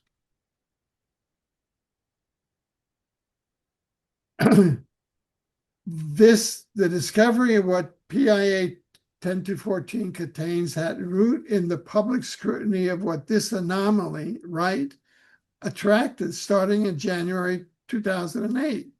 It is the figure of a human female jutting up from the far left edge of the human plate plateau. Like thousands of individuals around the world, Andy asks, is this apparently human figure a natural rock formation? Is it a fossil of a human who had fled some catastrophic event like a volcanic eruption, a statue of a little lady in a blue dress carved from the rock, or a living being photographed traversing down from the steep edge of a cliff? Can you see that? Yeah, I've seen that photo before. There's clear images of that photo from a distance, really clear images. I've seen that photo. When this anomaly was first found in January 2008 in that photo, Andy determined that the figure was a statue. The female figure is accompanied by a male figure, which is further down, and the two figures possess 9 traits of statuary: a pedestal, highly articulated human form, duality, correspondence, gender, clothing, movement, artistic styling, and fragmentation. Now, you might want to publish the photo really clear from a distance so people can see it. Yeah, it's a really clear image. You might want to add that sometime. Yeah.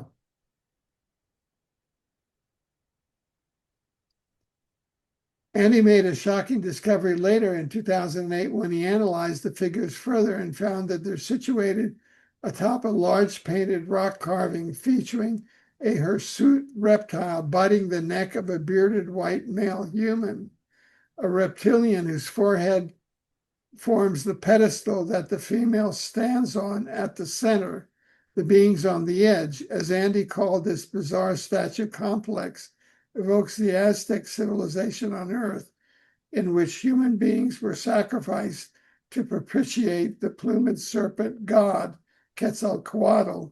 Apparently, this is an altar of human sacrifice on Mars.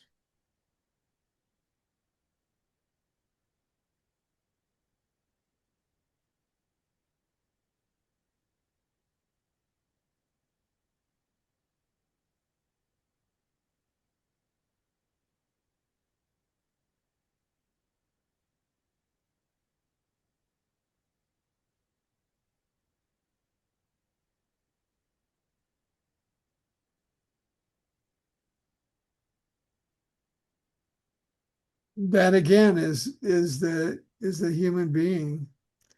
NASA estimates that the Sikorsky Ridge is about 100 feet across. The distance between the shoulder blades of the humanoid seen on the rock enclosure on Sikorsky Ridge is only about 1/200th of the length of the ridge.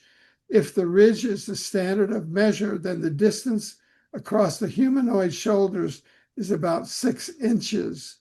This would indicate that he might be as small as 1/4 the size of an adult male human on Earth.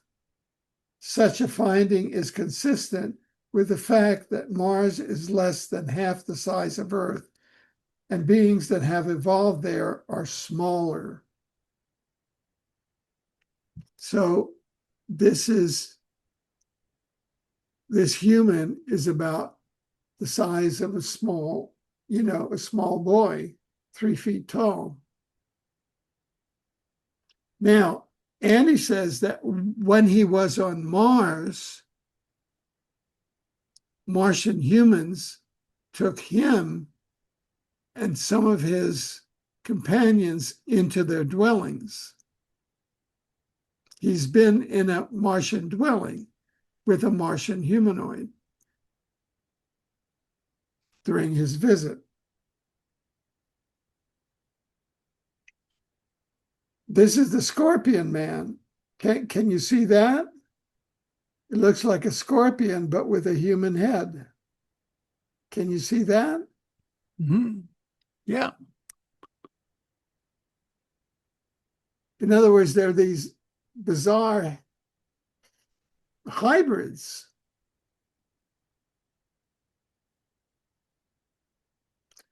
Mars is a survivor of the catastrophe,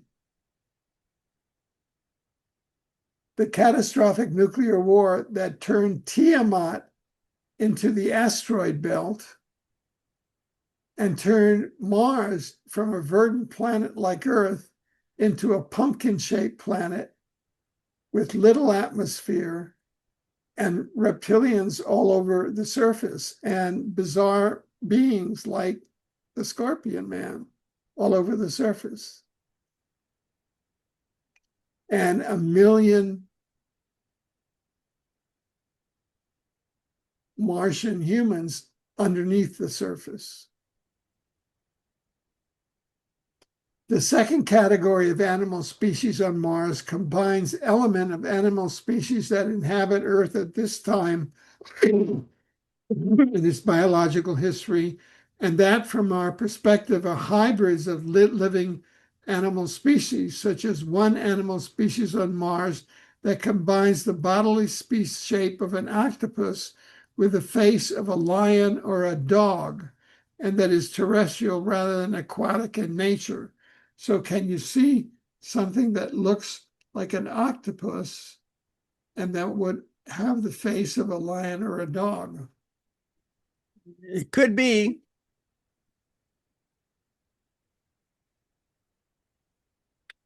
They're these strange species.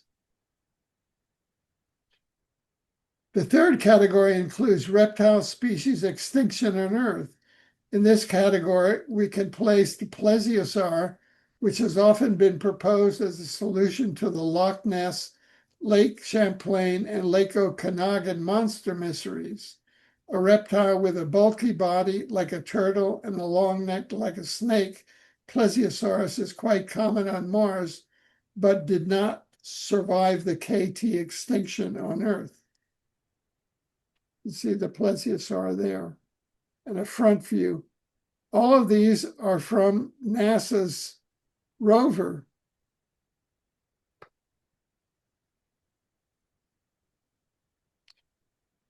This is the sarcophagus of the king.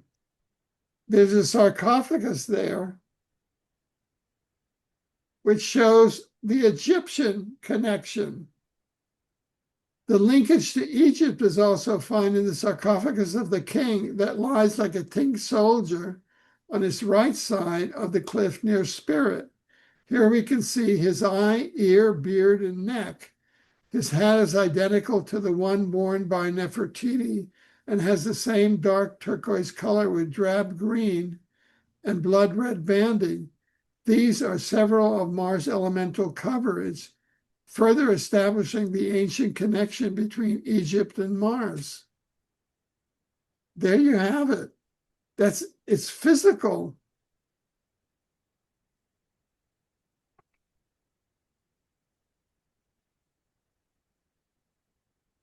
Implications. Now that we have taken a look at the abundance of humanoid beings, animal species, carved statues, and built structures, this slideshow is 225 slides long. I compress it to 40 slides for time constraints. Let's ask what this evidence of life might mean. What are the implications? Implication number one, Mars is inhabited. It is inhabited by humanoid beings like us and unlike us, and also by animal species that are like those that exist on Earth in this age that once existed on Earth in prehistoric times, or that are hybrids that have existed that have the trace of 2 or more Earth species at once. These animal species include human insect hybrids and human lizard hybrids that do not exist on Earth, and that, to our knowledge of paleontology, have never existed on Earth. That's implication number 1. Implication number 2. The discovery of life on Mars is highly significant because it represents the first time that life has been found beyond the confines of Earth. This is the moment of discovery dramatized in the film Contact. Contact with other life forms in the cosmos has now begun. Contact brings with it the first evidence of humanoid life beyond Earth. This suggests that human life might be fairly common throughout an inhabited universe. All we have to know is where to look for it. And in the case of Mars, we're looking in the right place.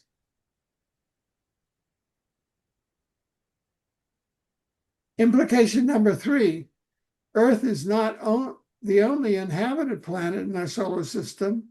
The discovery will inspire a new Copernican revolution in every field of human scholarship, especially anthropology, biology, archaeology, the history of ancient civilizations, and exopolitics. The 21st century will be one of intergalactic contact for human civilization on Earth. We will discover other life forms on Mars and possibly other planets, mindful that we are not just mere adventurers or explorers, but citizens of the cosmos. Implication number 4. Life on Mars closely resembles life on Earth. It shows evidence of such characteristics of life as speciation, predation, the descent of primates, division into male and female, and symbiotic relationship between species. This indicates that life on Earth and life on Mars might have come from the same source or followed very similar developmental pathways. We may find that DNA that structures the forms of life in our solar system was placed on Earth, Mars, and other planets by the custodians of the genetic heritage of our galaxy to foster life throughout the cosmos.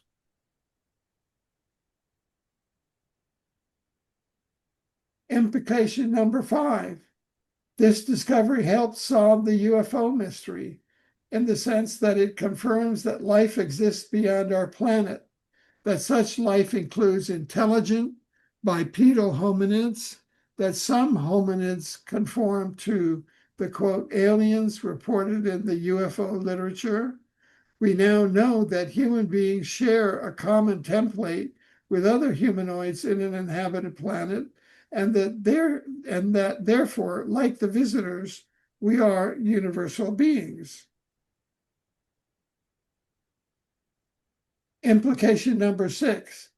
Mars is the site of many ancient artifacts consisting of statues and structures of great archaeological significance that reveal the presence on Mars of at least one advanced intelligent civilization.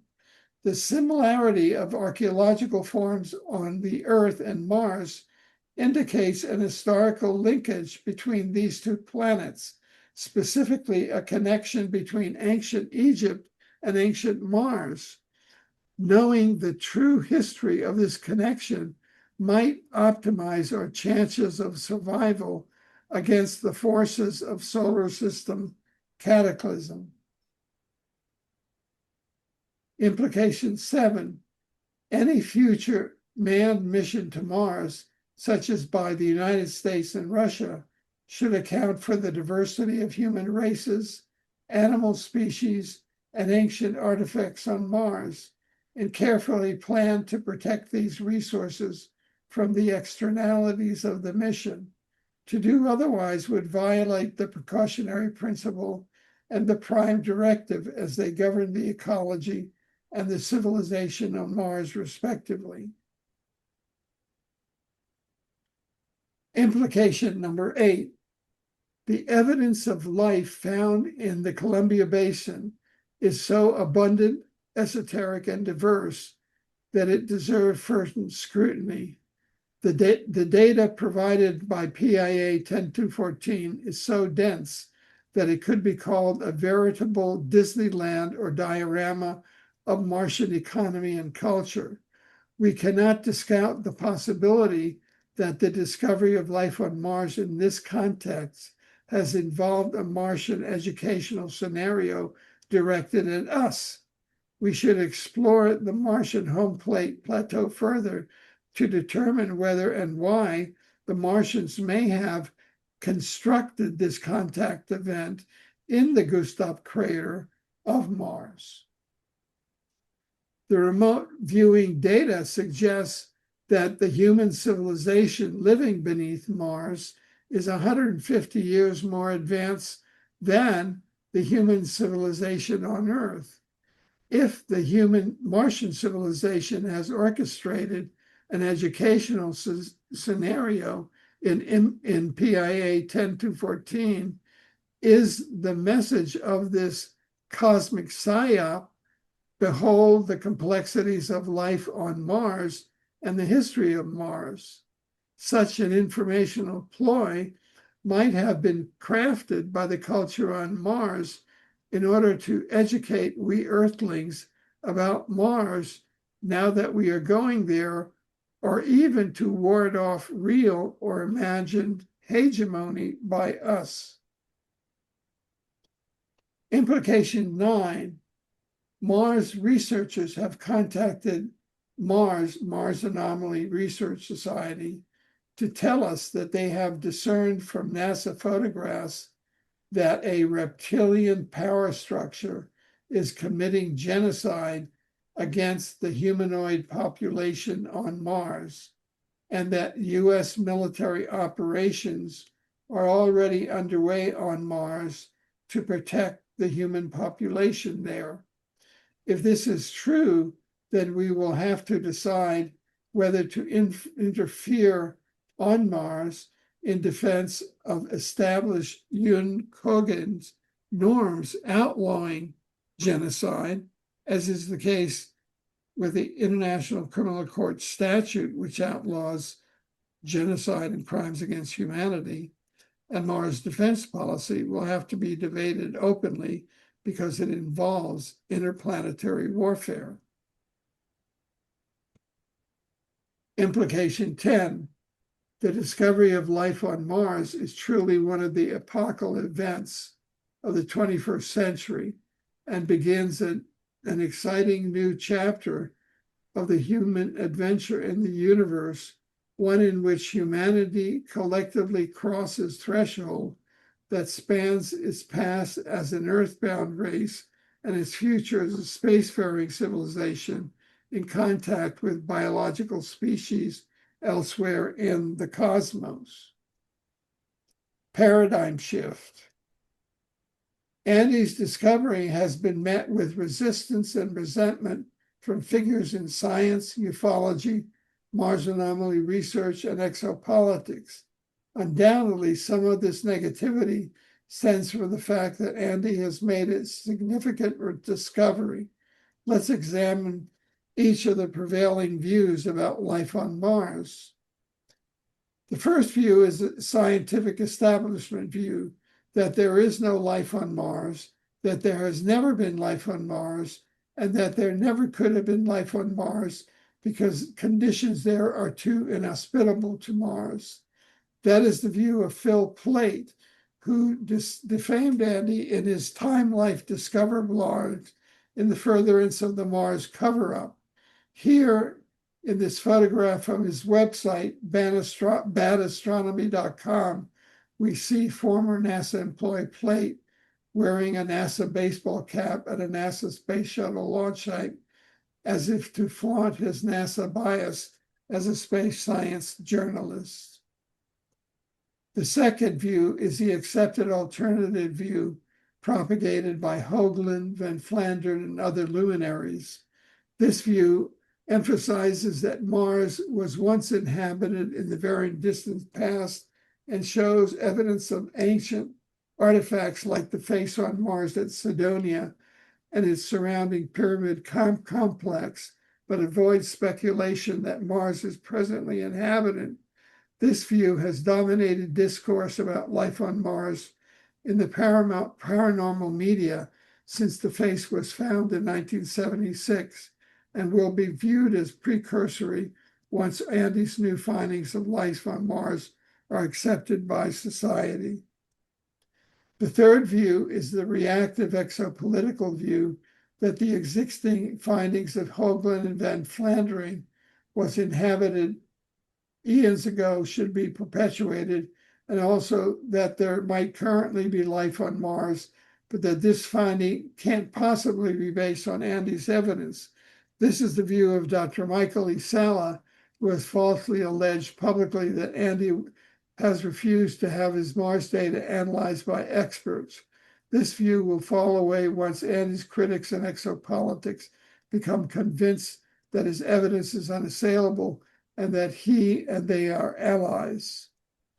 The fourth view is the view supported by the best available evidence, which we know after a period of denial and ridicule will win public acceptance, namely that Mars was inhabited in the distant past and still is inhabited today by numerous human and animal species that Andy has identified in his paper. The scientific accuracy, international security significance, and broad societal impact of this discovery on human society has already been confirmed to Andy by confidential sources within the U.S. intelligence community, including the Central Intelligence Agency. The fourth view, that Mars is an inhabited planet, supports the fifth view advocated by Alfred, the progressive exopolitical view, that now we have proved that life exists elsewhere in the universe, humanity's planetary quarantine is ended, and we must add, in accordance with the exopolitical model, that the universe has intelligent, evolving civilizations operating under universal law with governance systems mediated by universe politics, and that such a model must guide and instruct how we deal with Mars. Andy's findings have also provoked responses of fear, ridicule, and hostility and contempt from the general public, who in anonymous blogging on the internet have vilified Andy, a Cambridge-educated scholar, trial lawyer, and past member of Mensa, as a lunatic drug addict for informing humanity that Mars, Earth's nearest celestial neighbor, is, like Earth, an inhabited planet. This might be an example of the Bill Clinton principle, which states that they don't criticize you until you have become consequential. Elon Musk's SpaceX is in denial of life on Mars and of the U.S. Mars Jumper program and of the U.S. base on Mars. Musk's SpaceX is actively working on a plan to establish a self-sustaining human colony on Mars. The project, a central part of SpaceX's mission, involves developing the Starship spacecraft for transport, building infrastructure, and ultimately creating a city with 1 million or more residents. The discovery of life on Mars. Other causes of such unfair and unenlightened reactions to these findings by members of the public might include groupthink, the defense of the established scientific view that life cannot and therefore must not exist on Mars, brainwashing, Andy's discovery proving life elsewhere in the universe must be suppressed by a government, brainwashing, fear. The discovery of life on Mars evokes fear of the new, unknown, strange, and that which is possibly threatening. Frustration. Some people presently lack adequately computer technology to see what Andy has already identified in PIA 10-14. Conditioning. The media have conditioned the public to expect that the first contact will forever remain an inevitable possibility never to occur religiosity, life on Mars undermines some people's belief in God, even though Jesus stated that we live in an inhabited universe when he said, "My Father's house is vast and there are many mansions in it." Catastrophophobia, according to Mayan elder Abraham Cloud, the solar system catastrophe of 9500 BC, still resonates today, causing an irrational phobic reaction to Mars that is still residue of past trauma. In his famous work, The Structure of Scientific Revolutions, the historian Thomas Kuhn argued that science does not progress by way of linear accumulation of new knowledge, but undergoes periodic revolutions that Dr. Kuhn calls paradigm shifts. And he believes that reaction that has resulted from his discovery among both scholars and members of the general public can be attributed to the fact that his discovery forces such a paradigm shift, a new way of looking at the universe and our places as inhabitants of it. My discovery of the life on Mars evokes ancient fears, topples modern totems, and unmasks untruths Mars is inhabited. In fact, the red planet, which in fact every 2 years is the planet that comes closest to Earth, is not only teeming with life, but is a case study of a collapsed ecosystem. Mars is an example of what could happen to the biosphere on Earth if our ecosystem were to collapse. From my perspective, the question that we now confront, therefore, is, shall we permit the belief that Mars is inhabited, but rather, how shall we think about it now that we have the knowledge that another planet in our solar system harbors life? Agenda. So where do we go from here? Public education. Mars will be educating the public that Mars is an inhabited planet with a beautiful, fragile, and diverse environment worthy of protection. Mars photographs PIA 10-14, PIA 11-049, and other pictures on the web contain images of Mars, several human species and many animal species. Some of the beings on Mars are human beings like us and probably related to humans on Earth. The discovery of life on Mars will bring an end to official state secrecy about extraterrestrial life. NASA is concealing the existence of life on Mars, even though its legislative mandate from 1958 was to promote the expansion of human knowledge of space. The keepers of consensus reality will try to have us believe that we don't see what the plain evidence of our own size tell us that we see, but the truth will prevail. Presidential recognition. Mars will lobby the blank administration to make a presidential statement that Mars is inhabited, hold that the discovery of life on Mars now requires the formation of laws and policy requiring humanity's interaction with Mars, adopt the precautionary principle to the ecology of Mars and the prime directive to the civilization of Mars. In 1982, Andy first met Barack Obama when Andy was attending UCLA and Barack in Los Angeles visiting his friend from Occidental College. They discussed the significance of transnational corporations. In 2008, Barack was elected president and Andy discovered life on Mars. We predict that they will meet again when President Obama affirms Andy's discovery of life on Mars in a press conference at the White House. Presidential recognition of life on Mars would be a major discovery of the Obama administration or any administration. Yesterday would help heal the rift between Earth and Mars that followed the 9500 BC solar system catastrophe. It would promote American leadership. It would protect futurity by extending international environmental law to ecosystems. Disclosure. Mars will be lobbying the administration to release secret U.S. government documents pertaining to the Mars cover-up, including the U.S. liaison program with human beings from Mars and the presence of U.S. personnel on Mars, disclose the U.S. government's knowledge about past history and present condition, and grant amnesty to federal whistleblowers to discover classified information on Mars, reveal whether the U.S. government agenda for Mars includes a plan to colonize or seize it for strategic military advantage.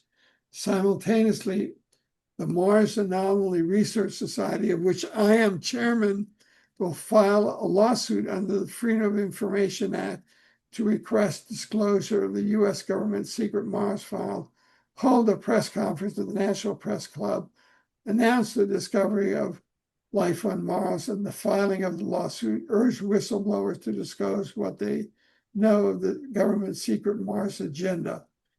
Public interest diplomacy. We will be active politically at the international level as well, including this.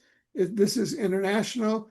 We have representatives here from Canada, from Hong Kong, from other nations, United States, advocate, and from Europe. People are here from Europe and from other nations. Advocate for peaceful, positive public policy towards Mars at the UN General Assembly, in which UN General Assembly decisions invited member nations to coordinate research into ED life, and which the UN must now undertake a proactive UN program for Mars, promote the Star Dreams Initiative for peaceful public interest diplomacy with the human civilization under the surface of Mars, as stated in our book, Exopolitics, which uses human contact with Mars as a case study and which shows how interplanetary diplomacy can be achieved. Pursue formal acknowledgement of life on Mars and the Martian civilization by the United Nations General Assembly under the authority of UN General Assembly Decision 33-426 of 1978, urge establishment of a UN Mars Protectorate to prohibit terrestrial or robotic probes on Mars until their full environmental impact of the Martian ecology, foster open public interest diplomacy with the advanced intelligent civilization on Mars, organization building. Mars, the Mars Anomaly Research Society, which I represent here as chairman, asks that you help us implement this interplanetary agenda. We are a nonprofit corporation chartered under the laws of the state of Washington. Our mission is to research, disclose, and educate the public about life on Mars and promote laws and public policies, lifetime memberships. You can contact at peaceinspace.org. The text and photographs, and you can see them at exopolitics.com, projectmars.net. And concluding remarks, this is Andrew Bashago. It's one of his childhood photographs. My hope is that we will now expose Mars in a spirit of brotherhood, not among ourselves, but with the Martians. We are all children of God.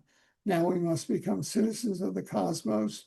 For the first time, human beings on Earth have beheld life on another planet. While we must look at Mars with the eyes of a child, we must accept the fact that we're leaving our child with an awe-inspiring and tearing universe. Let us explore the heavens in a spirit of human solidarity, with respect for each other and those we encounter as we journey onward and upward to the stars. Andrew D. Bashago. Discovery of life on Mars, Mars Anomaly Research Society, and intelligent civilization on Mars.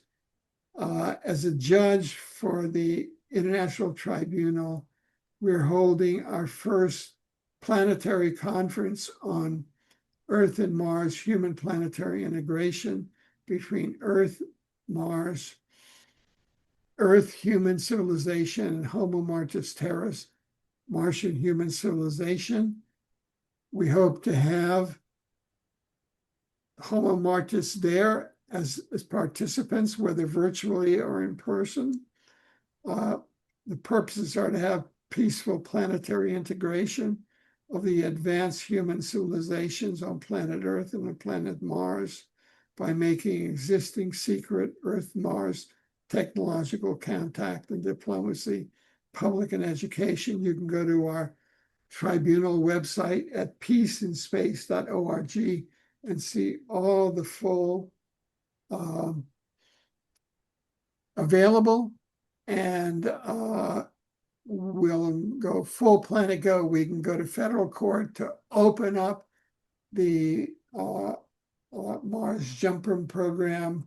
We can contact the Homo Martis terrorists. We're very interested in Andy. Andy has met with them at U.S. Air Force bases on the East Coast. They fly flying saucers secretly into U.S. Air Force bases on the Eastern Coast. It's just, we have the usual billionaire guys that the Venusians warn us against that are keeping us sitting down. So that is the end. We can now have questions. Should I stop share or should I leave Yeah. it?